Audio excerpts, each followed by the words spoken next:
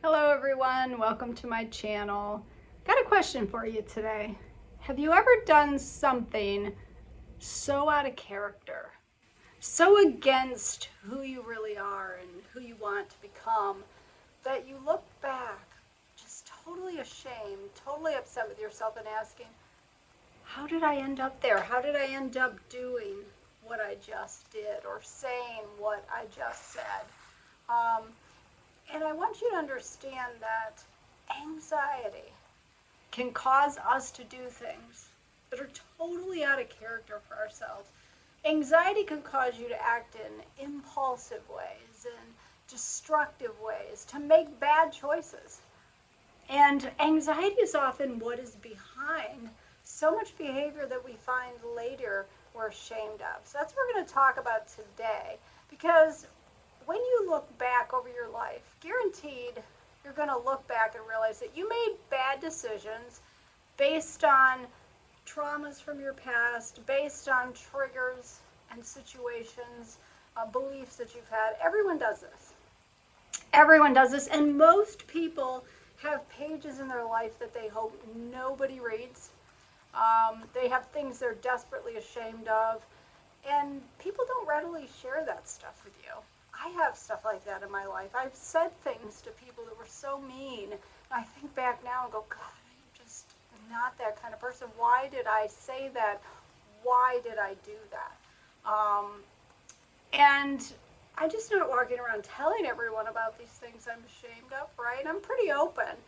But, so anyway, because people don't share these things, you're often left feeling that I'm the only one that struggles. I'm the only one that is so ashamed of the things I've done. I feel like I'm a really bad person. But a lot of times it is anxiety that's actually behind that out of character behavior. And that's what I want to talk to you about today. Because if you make a mistake in the past, you can't do anything about it. You can apologize, and you should. But you can't do anything about the past. But what you can do is learn from it. You can make sure that what caused you to act out of character like that you fix it, that you heal it so you don't do it again. This is especially important if you find yourself repeating those past mistakes, okay? So anxiety is actually often behind why people cheat on their partner. It can be behind why someone ends up sabotaging their career, their success. They end up isolating themselves and pushing people away when things are going well in a relationship. Anxiety can actually be behind angry outbursts. It can be behind violence. Anxiety is often behind addictions, compulsive behaviors, emotional eating. So some of these things we don't often attribute to anxiety. We just look at ourselves, we feel bad, and we think, well, bad person, because I did these things. But the good news is when you heal your anxiety, which is entirely 100% possible, you will notice a whole change in your behavior, and you'll find yourself doing less of these things out of character for yourself. Now, why do we do these things? I'm going to give you an example of a woman cheating on her husband, okay? This isn't anyone in particular. This is just, maybe a compilation of clients I've seen over the years. But say Sarah, comes to see me. And Sarah has been having an affair. And Sarah's husband, she's afraid that he's going to abandon her. He gives all of his time in his role as an airline pilot. She worries he's cheating. She worries that he doesn't really love her. She worries she's unattractive. The more her anxiety takes over her life, the more Sarah begins to think, where am I going to get my emotional needs met? The more she begins to worry about being abandoned, because Sarah also has an anxiety about being abandoned. So now she's really scared. And out of that fear, and in the midst of that fear, she meets Bob at the office. And Bob is emotionally available. Bob is lonely. Bob validates her. And so that anxiety about being abandoned by her husband who doesn't pay attention to her, the anxiety about not being able to connect or being afraid to open up with her husband is now leading her into this new relationship. And the whole time she doesn't even feel good about it. She doesn't feel right. She's got small kids perhaps. So please understand that I'm really not trying to give you an excuse for behavior that you feel is wrong. I'm not giving you an excuse for an angry outburst where you hurt someone or behavior that you have committed in the midst of an addiction that you were trying to drown out an anxiety. I'm not giving you an excuse for these, okay? But we need to learn from these experiences. The first thing you need to understand is that your brain is trying to keep you safe. We've talked about this before, and that's why anxiety is there. And when we don't know what to do about our anxiety, our brain will try to keep us safe in the most unsafe way. So we have a very primitive brain, not well adapted to modern society. And your brain doesn't understand all that primitive part of your brain, doesn't understand all the nuances of how behaviors are going to affect you down the road. If your brain believes being abandoned, for example, in a relationship you're in is unsafe, it may cause you to stray outside that relationship trying to find that next person so that you don't get abandoned. Okay? It may, if your brain believes it's dangerous for you to feel the anxiety and the fear, it may cause you to reach out for that extra box of donuts. It may cause you to reach out for that alcohol or binge watch Netflix to try to drown away what your brain perceives as dangerous. And as I've talked about before, often the brain perceives emotions as dangerous if you were taught or learned some way that emotional expression is bad or wrong. Okay, so really remember this. I didn't originate this statement. It came from a brilliant teacher on chronic pain called Nicole Sachs. And she would always say over and over again, it's one of my favorite phrases by her, that the brain will try to keep us safe in the most unsafe way. Because there's nothing safe if you value your family about straying outside of your relationship with your husband or getting inebriated on a Friday night and not being able to drive home. These things are not safe, but understand the motivation from the standpoint of your brain. So what do we do about it? Okay, now what we're tempted to do is just beat yourself up. Is to look at what you've done in the past and say, God, my God, I'm such a bad person. I must be a bad person. Look at what I just did. This solves nothing. If your child makes a mistake and feels bad about it, is it going to help your child? Is it going to build your child up? Is it going to bring them to a point where they're making a change in their behavior? If you reinforce the identity that your child's developing, yes, you're lazy. Yes, you are a bad kid. Yes, you don't know how to handle situations. Yes, you suck at school. You would never say these things to your kid, and yet we treat ourselves so poorly. You have made a mistake. That mistake was driven by anxiety. That anxiety wasn't your fault. It was programmed in by the crap that happened in your past. So that shame and anger at yourself serves no purpose. And you need to flip that so that you actually remember that we respond to how our brain is programmed. Now, you are responsible for mitigating that bad programming. You can't do that as a child. But now that you're an adult, you're responsible for looking at your behavior, for thinking about your thinking, and healing and making changes. So it's not about me giving you a victim mentality and telling you you're stuck this way, or you can make an excuse. You've all heard it. You meet people and they go, well, that's just the way I am. Or, well, I had a bad childhood, so that's why I'm a jerk. No, this doesn't fly. You are responsible, and you need to take responsibility to heal yourself. So how do you know when your bad behavior is a result of anxiety in your past or something else that was triggered? When you look back on that behavior, that reaction that you had, that thing you said, and you think, oh my God, that was so disproportionate to the situation, that was so inappropriate for the situation, that's when you need to start questioning whether there's something a little deeper than you just made a bad decision, okay?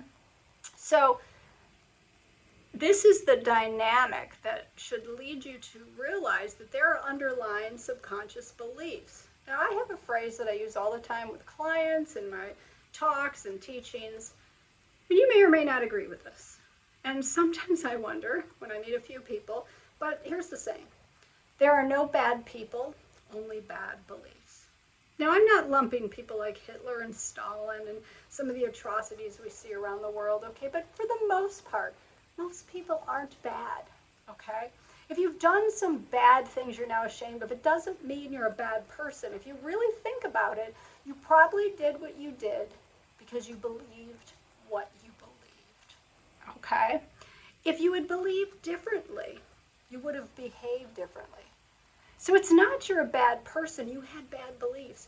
Those beliefs need to shift. And you know that's what I'm about, that's what this channel is about. Shifting subconscious beliefs, locating what's going on in your subconscious mind and reframing, neutralizing that and helping you to move on. Now remember, another thing I love to say all the time is what can be programmed in can be programmed out. So how do you discover what's going on in your subconscious mind when you find that you've behaved out of character? You're suspecting that it was probably linked to some anxiety or another subconscious belief. So I'm going to give you an exercise that I love to give to clients, I do myself, and it's part of what I call journaling to freedom. Now, if you want to learn more than this little brief snippet I'm going to cover in this video, I suggest you actually go to my video on journaling to freedom. There will be a link in the description below, and that'll give you a little more detail and some other ways you can use journaling to freedom. But I'm going to give you a specific exercise that can help you explore that out of character behavior, help you work through that shame and guilt you have about why you may have behaved that way. Okay? So I want you, in the form of a journal, to have a conversation with that part of you that did whatever it is you're now ashamed of, whatever it is you regret. Okay? So we all have different parts of ourselves. Okay? You ever feel like you're two different people? Maybe when you're at your office, you feel confident and professional, but when you go out in a social group with a bunch of strangers, you feel intimidated, you feel small and insecure. So we all have these different aspects of our personality, and I call them parts, okay? It's not that we're a different person. We have parts to who we really are. So you have the part of you that is ashamed, that is upset about the behavior that you committed in the past. And then you have the part of you that really wanted to do it. And I will go back to imaginary Sarah, who cheated on her husband. There was that part of Sarah. There was the Sarah who wanted the excitement, who wanted the security, who wanted to be cared for by this man outside her marriage. Then there's the Sarah who was so ashamed, who was so worried about what if I get caught, who was ashamed and felt selfish that she might be hurting her children, that she might hurt her husband, who she really didn't hate in any way, okay? So you have this situation, and you've got the married, wanting to stay monogamous Sarah, and then you've got the Sarah over here who wants that adventure, that excitement of this extramarital affair. And perhaps when the relationship is over, or even when she's still in it, there's so much shame, so much conflict inside.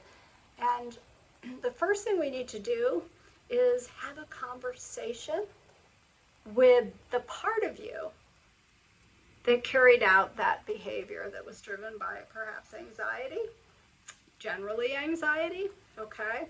That scared, afraid part of you, okay? Now, it's important when you think about that to not come at yourself as you would an enemy, okay? I recommend that you actually sit down in a chair. You could actually put a chair across from yourself, or you could close your eyes and you could visualize this. You could write about it on paper or dictate it into an audio. I want you to have a conversation with the part of you that behaved in an uncharacteristic way, okay? The part of you that cheated, the part of you that said that nasty thing to your wife, the part of you that sabotaged your career. Have a conversation. Picture that part sitting in a chair, They probably look like you, but maybe they don't. And now say to that part, why did you do that? And it might sound silly to talk to yourself in that way, but you are going to be surprised. And listen, your subconscious mind wants to teach you. Your subconscious mind wants to unburden itself. Remember, your brain is about keeping you safe, but it's also about keeping you well.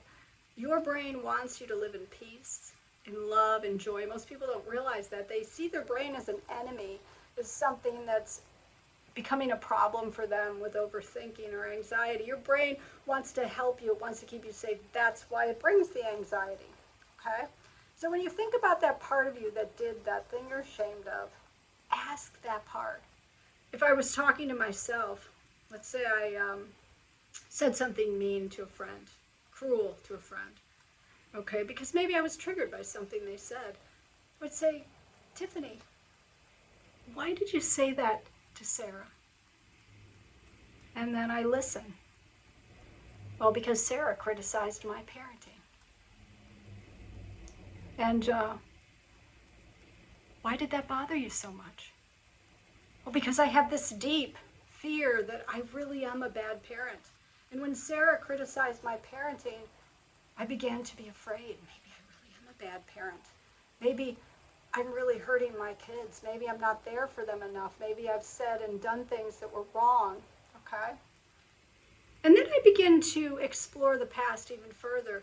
And I might say to that Tiffani that is so afraid, that yelled at her friend in such a cruel way, I'd say, when did this start, this feeling that you're a bad parent? So that's another question, not just what are you afraid of? The second question is, when did this start, this fear, this anxiety? And I think, well, when did it start? And I get this feeling, this knowing in my mind, well, it started when I was in my mid-20s, and I made the decision to go back to my career.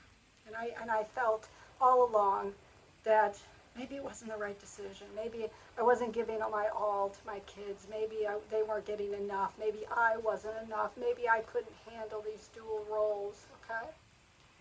And then I might ask, Tiffani, how did yelling at Vera solve the problem? Well, I just wanted her to stop. I wanted Betty, Vera, Susie to stop. And then, and did it help? No. And then here's a really important question. In this conversation you're having with this part, you're going to get so much insight, okay? And what do you need from me? What do you need from me to feel better? What do you need from me? What can I do or change? And maybe this part really feels like you've been watching a lot of TV and your teenage daughter needs to talk to you. Or you've been putting your work and the extra projects and the overtime before your son's sports team. Okay, maybe there really is something you need to do or change, and you're going to learn from that experience, okay? It doesn't matter how the conversation goes. This is a healing inquiry, a journaling to freedom. I encourage you to write this down. I encourage you to explore it. Don't just allow yourself to be weighed down with the burden of the past. Don't just sit there and feel guilty. If your anxiety caused you to behave in ways that you're now ashamed of, explore that with yourself with compassion. Learn from it. Okay, what do I need? What did I need? What needs weren't being met? What beliefs did I have about myself, about life, that caused me to behave in this way? And that right there is what you need to work on. And I hope this was helpful. And if you need help exploring your subconscious beliefs, finding those subconscious drivers behind behaviors you need to change, always visit my website, tiffanicappello.com, and I'm happy to help you in any way that I can. And it's been a pleasure as usual, and I'll see you again soon.